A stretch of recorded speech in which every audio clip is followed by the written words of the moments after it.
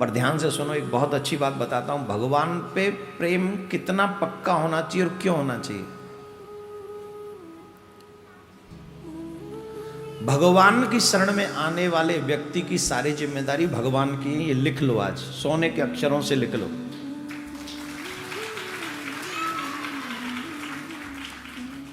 कैसे? सुनो, विभीषण जी का नाम सुना है?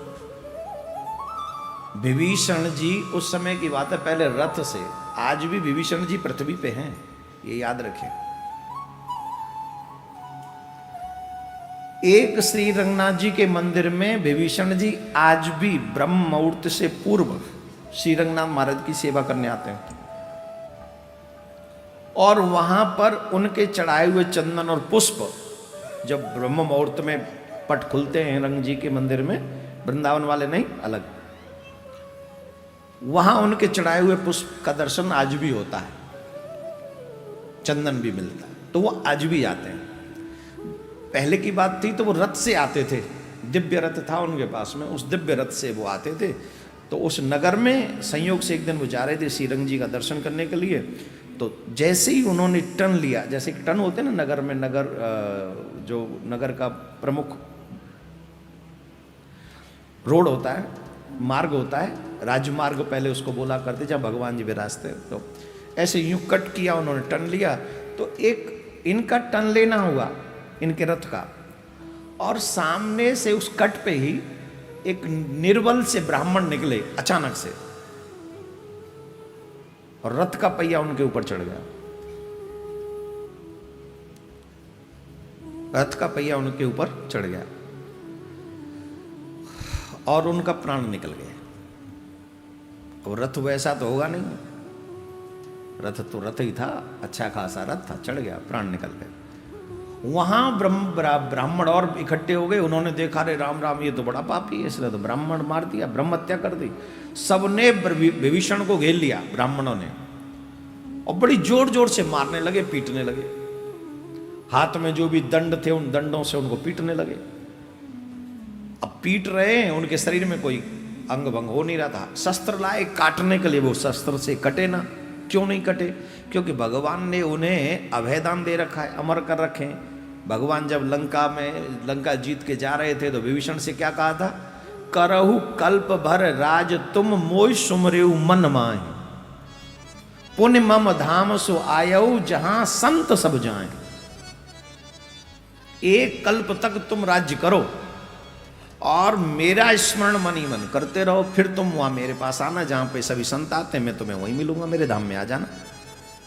तो भगवान ने जब ये कहा है कि एक कल्प तक राज्य करो, पहने पहने हथियारों से लेके, शस्त्रों से लेके उनको काट रहे थे ब्राह्मण कि तुमने ब्रह्म हत्या की है, पर उनका अंग भंग हो ही नहीं रहा था, क्योंकि भगवान का वाक्य था एक कल्प तक तो उन्हें कुछ हो ही नहीं सकता।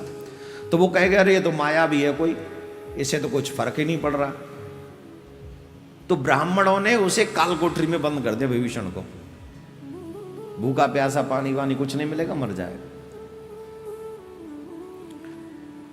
विभीषण जी सबको जानते हुए भी चुप रहे, मौन रहे। क्यों रहे? बोले मैंने, मेरे जानबूझ के नहीं पर अनजाने में सही, पर मेरे रथ से ब्राह्मण की हत्या हुई है, तो दंड मुझे मिलना चाहिए। जो सजा मिल जाए वही अच्छा, जो भगवान की कृपा। तो उन्होंने अपने आप के बचाव में कुछ नहीं किया। तो विभीषण जी को लगा कि मेरे द्वारा ब्रह्म हत्या हुई है, तो जितना फल मुझे मिल जाए उतना अच्छा। तो उन्हें बंदी बना लिया गया, काल कोठरी में उन्हें बंद कर दिया गया।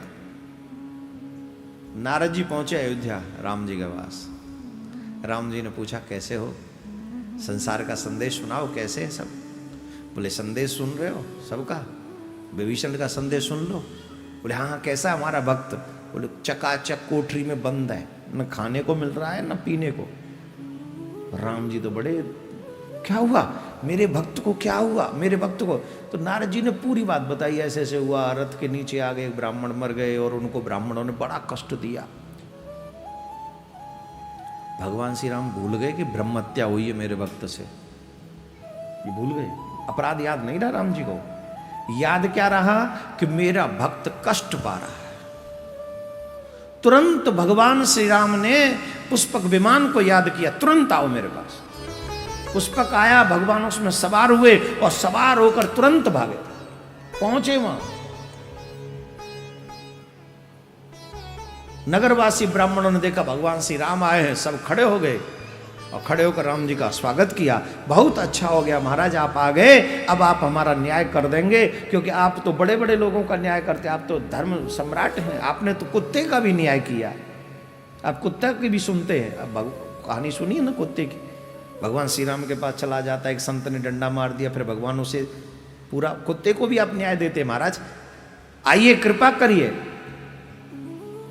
हमारा भी न्याय कीजिए, एक राक्षस को हमने पकड़ लिया है, पता नहीं महाराज कैसा आदमी है, तलवार से नहीं कट रहा है, डंडों से भी उस पर कोई असर नहीं हो रहा है, 7 दिन से भूखा प्यासा हमने काल कोठरी में बंद रखा है, मर ही नहीं रहा है, न्याय कीजिए आप हमारा।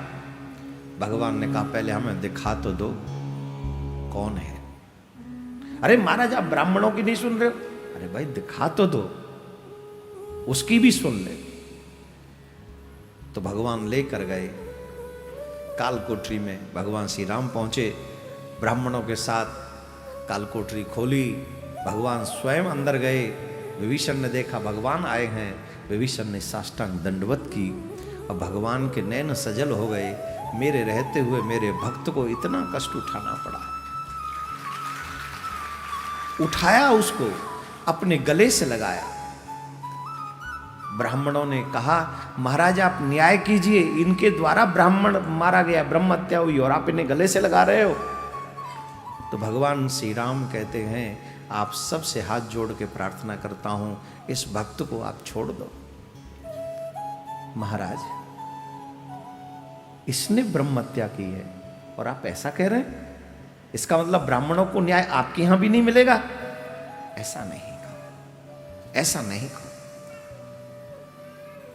आप ब्राह्मणों को कौन, आप तो स्वयं ब्राह्मण हैं, परंतु इन्होंने ब्रह्म हत्या की है, फिर भी मेरे भक्त हैं, मेरी शरणागति है।